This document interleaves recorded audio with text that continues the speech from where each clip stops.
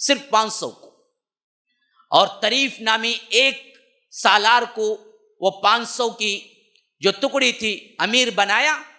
اور جولین کو ساتھ لیا اور کہا کہ جاؤ تم راستہ دکھاؤ اور جا کے حملہ کر کے دیکھو حالات صحیح ہیں اور یہ بات جو کہہ رہا ہے یہ ظالم ہے یا نہیں ہے، کوئی مسئلہ اور ہے۔ یہ 500 افراد جب گئے اور درمیان میں سمندر پار یہ 500 افراد گئے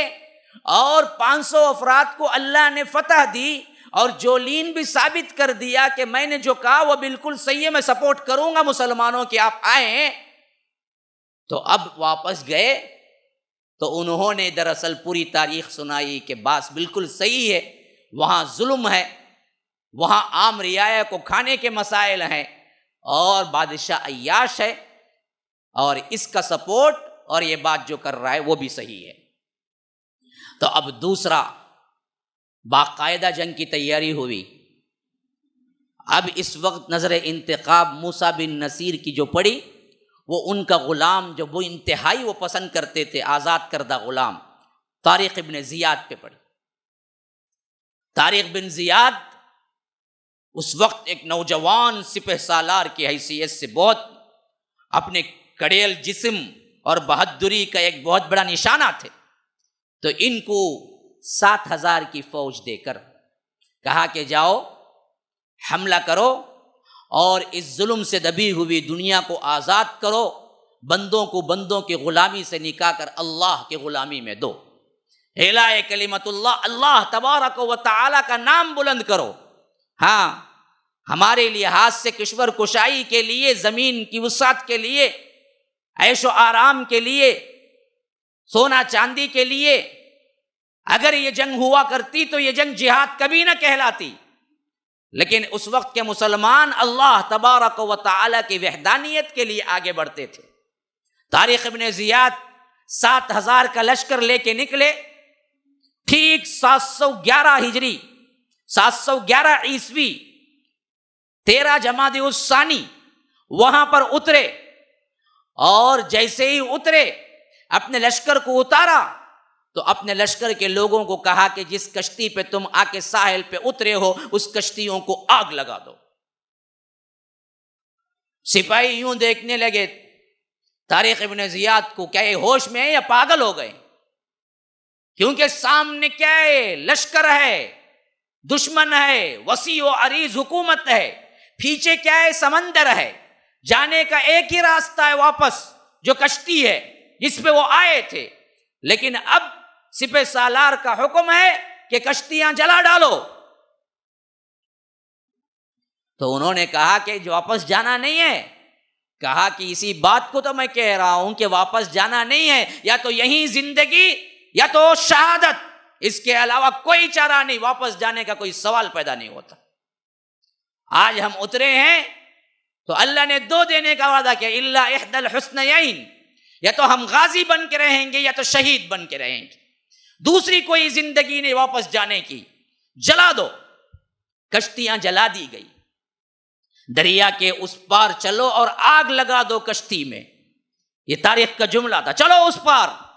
اور لگا دو کشتیوں کو آگ۔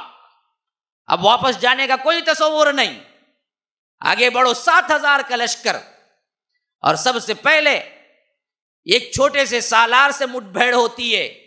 جب راڈرک سنتا ہے کہ ایک 7,000 کے افراد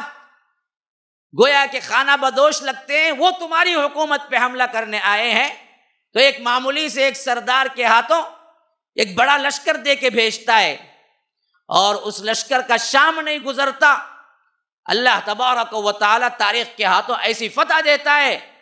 کہ اس لشکر کا سب سے بڑا سردار بھاگا بھاگا آتا ہے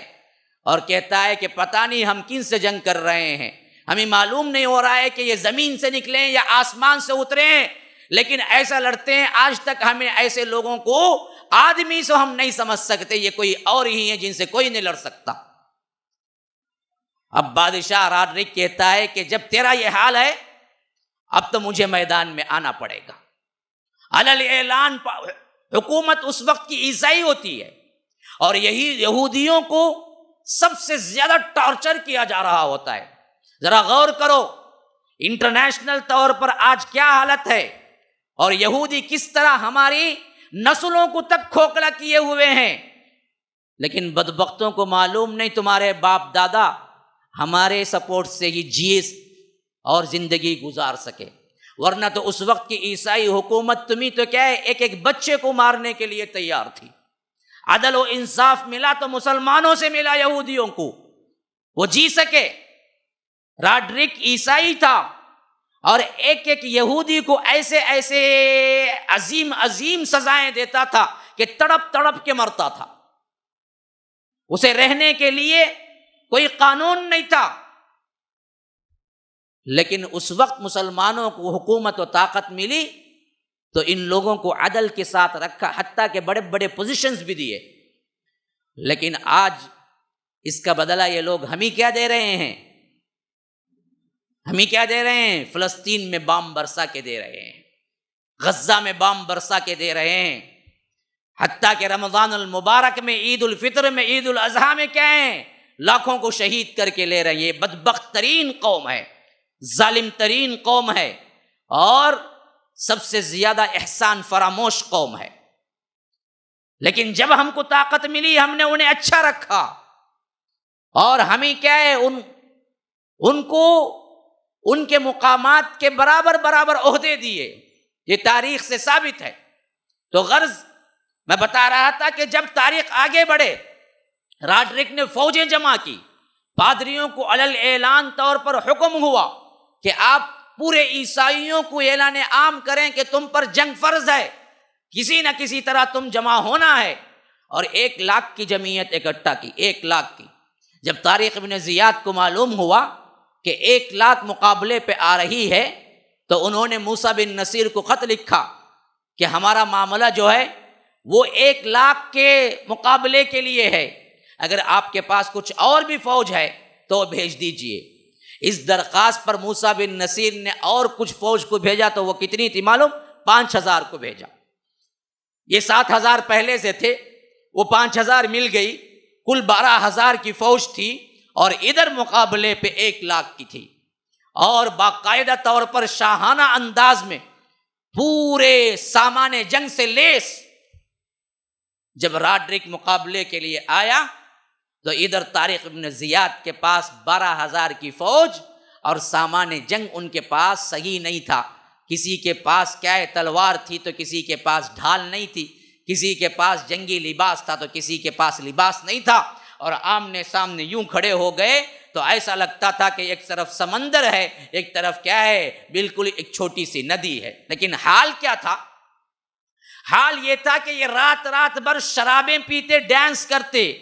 اور دن دن بھر کیا ہے بڑے بڑے نعرے لگاتے، اور ادھر تاریخ کی فوج رات رات بھر تہجد پڑھتی، دعائیں کرتی، دن دن بھر قرآن کا درس ہوتا، اور طارق ابن زیاد خود قرآنی آیات کا درس دیتے لشکر کے اندر، سورہ انفال، اور اللہ کا حکم یاد دلاتے، اور کہتے کہ لوگوں یاد رکھو آج تم یہاں پر نیست و نابود ہو گئے، یہ شکست کھائے تو پھر تو یہاں کے اندر اللہ کا نام لینے والا کوئی نہیں رہے گا، اور اللہ تبارک و تعالیٰ کے دین کا بول بالا کرنے والا کوئی نہیں رہے گا۔ کم من فئۃ قلیلۃ غلبت فئۃ کثیرۃ باذن اللہ، کتنے اللہ کے بندے ایسے ہیں، کتنی ٹکڑیوں کو اللہ تبارک و تعالیٰ نے فتح دی، جبکہ ان کے مقابلے میں بڑے بڑے لشکر تھے۔ تو تم مایوس نہ ہونا، تمہیں کیا ہے پورے اعتماد کے ساتھ جنگ میں کود پڑنا۔ آخر وہ دن بھی آ گیا جہاں راڈرک نے کیا ہے بالکل نعرہ نقرہ لگایا کہ آج جنگ کا فیصلہ ہونا ہی ہونا ہے، اور طارق ابن زیاد بھی یہاں پر نعرے لگائے اور بتایا کہ تم اللہ کے وہ سپاہی ہو جو سمندر پار سب سے پہلی مرتبہ اس طرف آئے ہو، کوئی اور نہیں ہے۔